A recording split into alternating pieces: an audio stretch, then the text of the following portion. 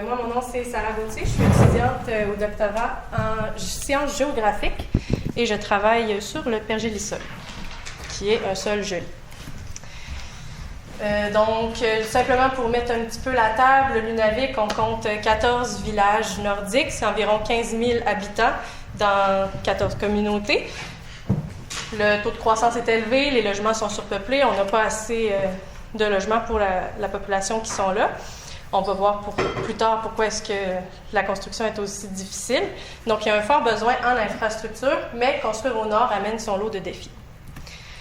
Le Nunavik est particulièrement sensible au changement climatique. Pourquoi? En raison principalement de la présence de pergélisol.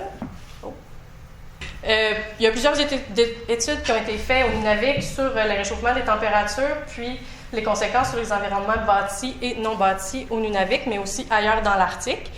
Les premiers signes du réchauffement ils ont été observés au Nunavik dans les années 90. Ensuite, il y a vraiment eu des impacts très, très, très rapides. La température augmente rapidement et la température la plus élevée qu'on a enregistrée jusqu'à maintenant, sur la période d'enregistrement bien sûr, c'était en 2010. Depuis 2010, il y a eu une légère tendance au refroidissement, sauf que depuis l'an dernier, on voit que la tendance au réchauffement approche à grands pas et de manière assez critique. Mathieu a parlé de géomorphologie dans sa présentation. Qu'est-ce que c'est la géomorphologie? En fait, c'est la discipline scientifique qui étudie les processus de formation du paysage.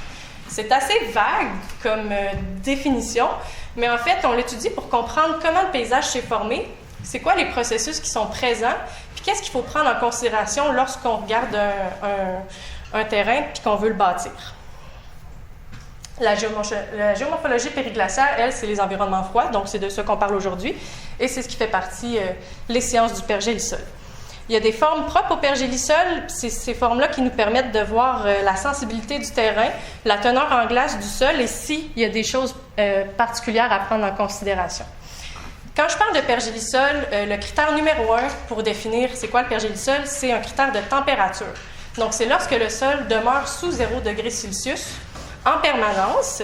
Il y a des définitions qui vont dire pendant au moins 2 ans, mais ce qu'il faut retenir, c'est juste que ça reste gelé tout le temps, donc inférieur à 0 degré. Il y a une partie du sol qui est gelée en permanence, mais une partie du sol qu'on appelle la couche active qui va dégeler à l'été et regeler à l'hiver. Parce qu'au Nunavik, même s'il fait froid et que la moyenne annuelle est négative, l'été, les températures passent au-dessus de 0, puis il y a donc une légère partie du sol qui dégèle à la surface.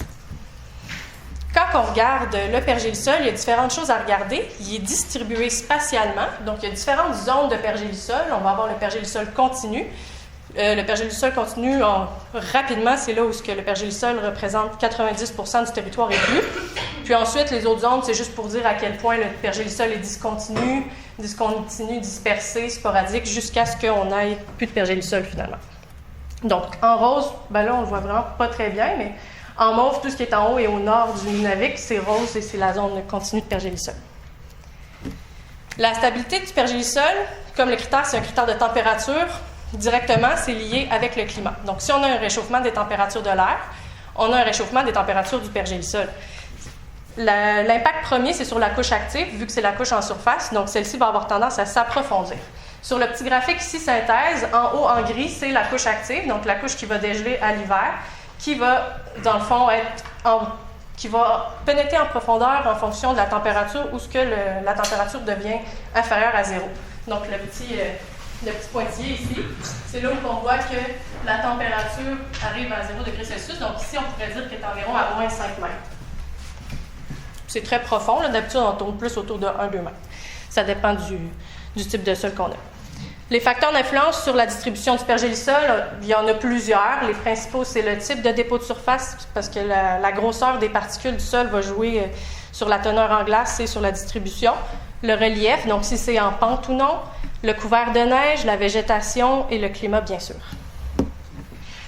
Quand on parle d'aménagement du territoire en zone de pergélisol, c'est important de prendre en considération que la stabilité des infrastructures dépend des conditions du pergélisol. Pourquoi? S'il est solide, ça nous fait une assise solide pour notre fondation, sauf que s'il est sensible au dégel ou s'il présente déjà des traces de dégradation, c'est un indicateur que c'est important de le prendre en considération puis d'aller regarder un petit peu plus loin comment il faudrait adapter nos constructions pour que ce soit solide et durable.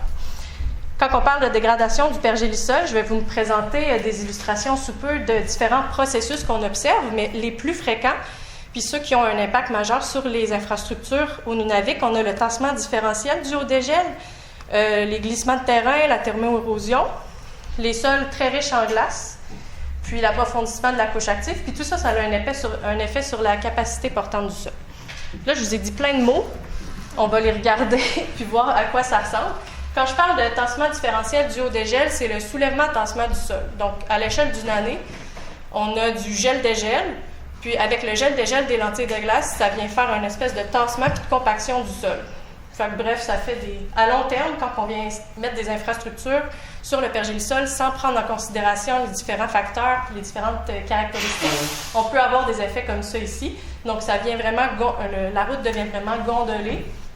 Puis c'est des formes qui apparaissent pas nécessairement après beaucoup de temps. On peut voir un effet après simplement une année, même dans l'année en cours. Ensuite, glissement de terrain le long de la rivière, ça c'était l'été dernier, c'était quand même assez gros. Puis les gens, souvent aussi à l'échelle d'un village, quand on observe un glissement de terrain comme ça, les gens ils ont des inquiétudes, puis c'est complètement justifié. Fait que c'est important de ne pas bâtir des maisons dans des secteurs qui sont à risque de glissement de terrain. C'est comme ça au sud, c'est comme ça au nord aussi. La thermo-érosion, souvent on va les observer où il y a les ornières de VTT. Donc le VTT fait un passage, ensuite l'eau s'insère là-dedans, puis ça vient accélérer le dégel. Glissement de terrain, ici pour avoir une échelle, ça c'est une petite personne. Ensuite, gélifluxion, qui est un processus plus lent, mais quand même, ça vient faire vraiment des gros lobes à l'échelle du sol. Le sol flue sur le pergélisol. Puis, la glace dans un dépôt argileux, on a traversé la rivière, puis on est allé voir vraiment de plus proche le glissement que j'ai présenté dans la diapositive d'avant. Puis, on voyait les grosses lentilles de glace dans le glissement. Donc, c'est assez révélateur de la teneur en glace du sol. Ensuite, un processus qu'on retrouve beaucoup, puis qui est le plus abondant dans les territoires nordiques, c'est les polygones à coin de glace, qu'on peut aussi appeler TCCP ou polygone à fissure de contraction thermique. Donc, c'est vraiment quand le sol présente une structure polygonale, les coins sont remplis de glace. Puis on utilise TCCP quand on n'est pas sûr qu'ils sont remplis de glace. Ça fait juste montrer qu'à ces endroits-là, le sol fissure. Ça, c'est à très, très petite échelle. Là. Mettons ça serait un crayon sur la photo. Mais ça fait juste montrer qu'il y a de la fissuration dans le sol, puis c'est important à prendre en compte parce que si on met des fondations de maison là-dessus puis que ça fissure, ça ne sera pas très stable. On s'entend. Ça, c'est un bel exemple de maison en dessous qui est construit sur des polygones.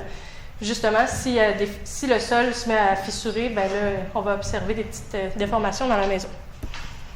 Pourquoi les infrastructures et les constructions ont un impact sur le pergélisol? Ben, en fait, c'est simplement parce qu'il y a un transfert de chaleur. Donc, quand on vient mettre quelque chose d'épais sur le sol, par exemple, un remblai en gravier ou bien juste une maison. Notre maison, on la chauffe, on met du chauffage dedans, il fait chaud dedans, puis ça vient se transférer au sol. Le pergélisol, il aime le froid, donc il n'aime pas la maison, puis ça accélère la dégradation. D'autres facteurs à prendre en considération, c'est le vent. Il vente beaucoup au nord, puis il y a de la neige, voyez-vous. Fait que quand on met des constructions ou qu'on vient mettre un obstacle à la circulation du vent ou de la neige, bien, ça vient faire des accumulations. Ça fait ce qu'on appelle en québécois des bancs de neige. Puis quand on a un banc de neige assez épais, ça vient isoler le sol, ça l'empêche le pergélisol de rester froid, puis ça accélère la dégradation. Fait que c'est juste un facteur important à prendre en compte quand on vient faire un nouveau développement domiciliaire, par exemple. Juste regarder l'orientation du vent, si c'est un endroit aussi où il y a des accumulations préférentielles de neige pour juste s'assurer que la neige va bien circuler et pas s'accumuler trop, parce qu'on s'entend, on ne peut pas faire de miracle non plus. En ce moment, au Nunavik, la méthode de construction qui est utilisée en abondance, c'est les chevalets ajustables sur des gradiers en gravier. Les radiers, ils ont des dimensions variables, raisonnables à ce qu'on pourrait dire surdimensionnées, comme celui ici.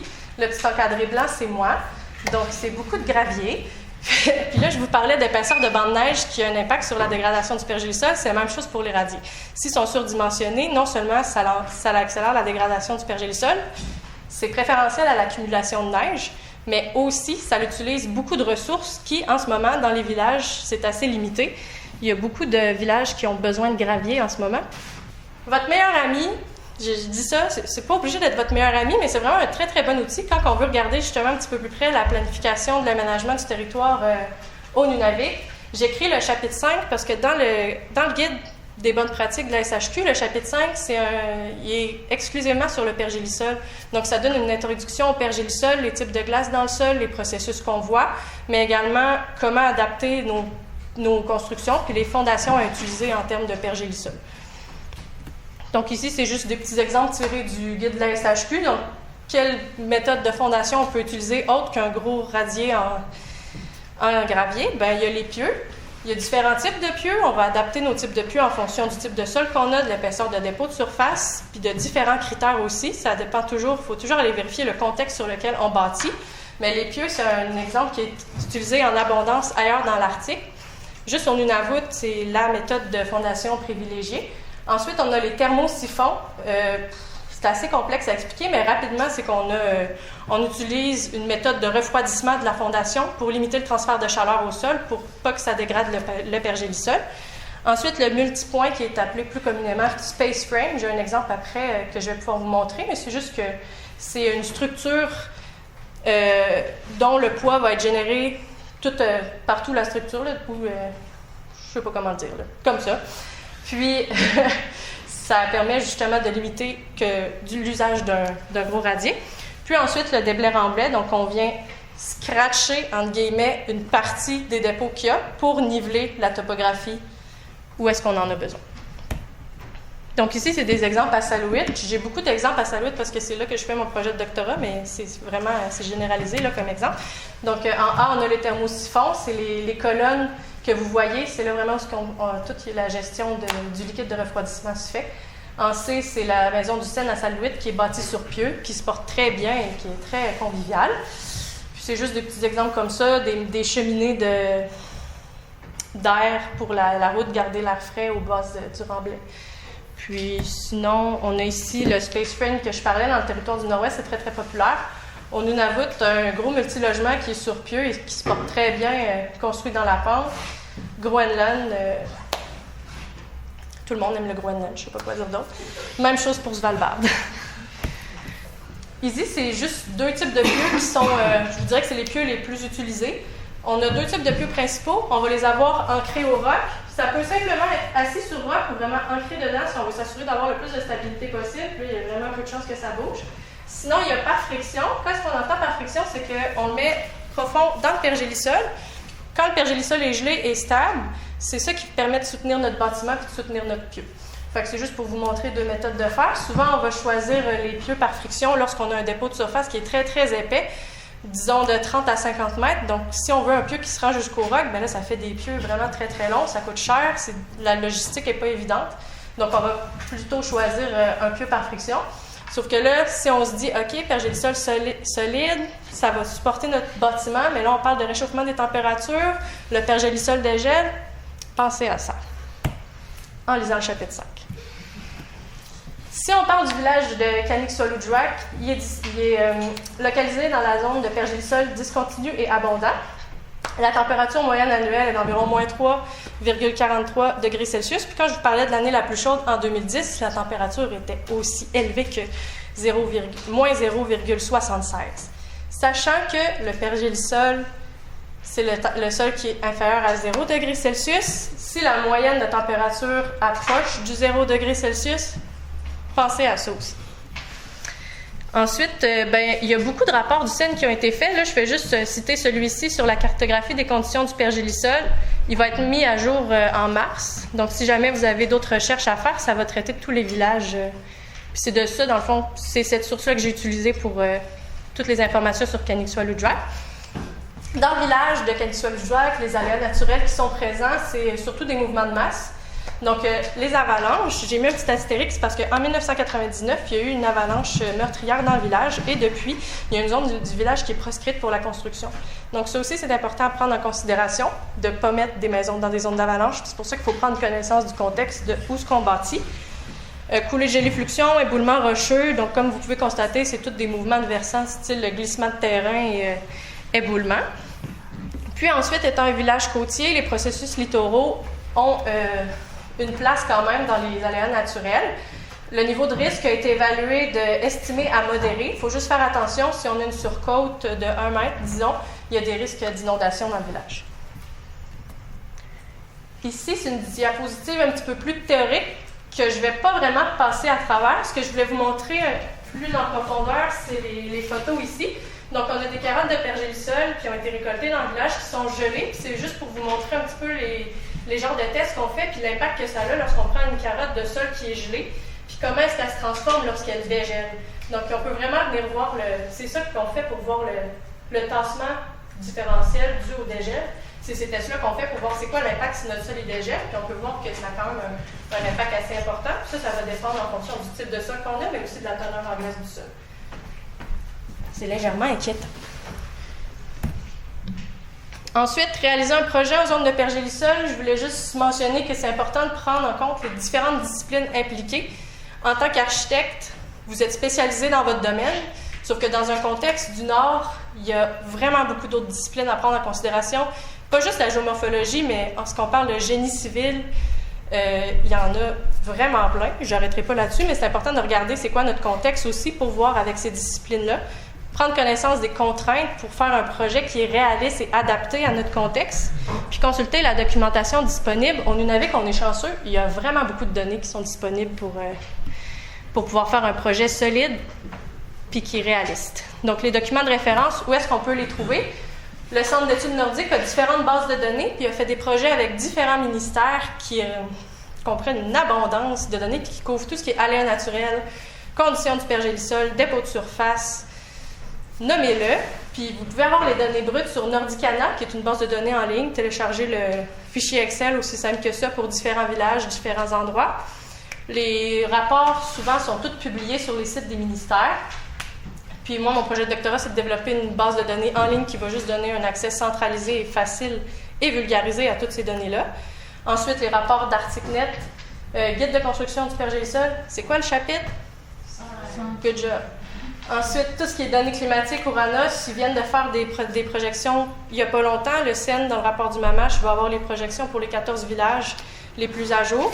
Puis, tout ce qui est thèse et mémoire en géographie, le Centre d'études nordiques, il y a tellement beaucoup de monde qui travaille sur le Nunavik, ça vaut la peine d'aller voir sur Corpus. C'est un document que je crois vous avez pris connaissance. Donc, on a le master plan du village. Plus tard, je vais vous présenter les différentes zones puis les différents plans de l'ARC pour les prochains développements. Ils m'ont donné l'autorisation de vous présenter ça.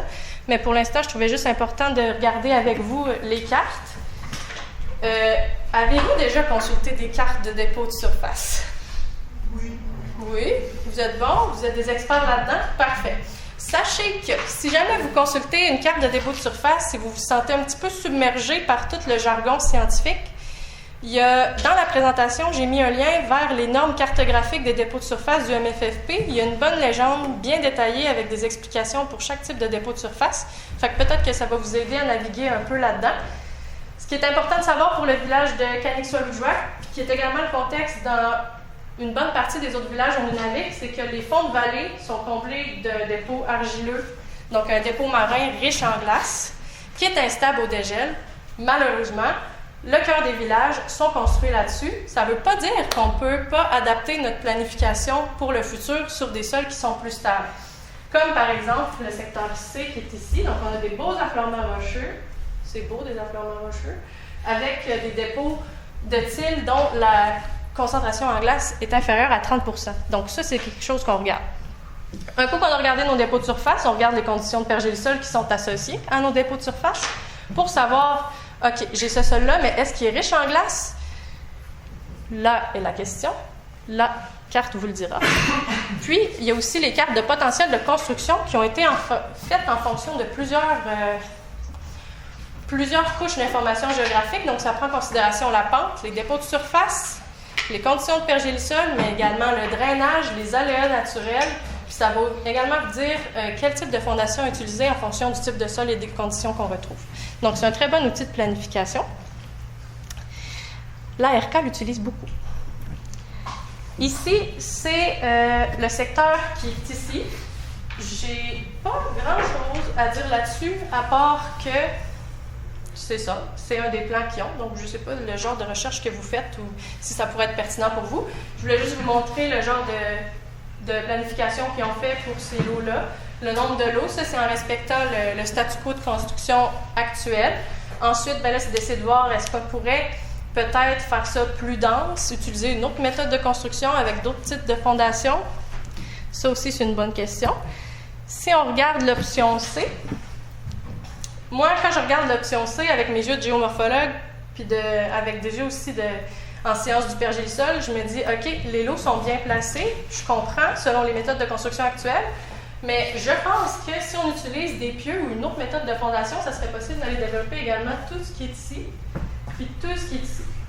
Parce qu'on peut prendre avantage de la pente. Puis, on peut prendre avantage de la pente non seulement avec des fondations comme les pieux, mais également avec des utilidors. Et j'ai terminé.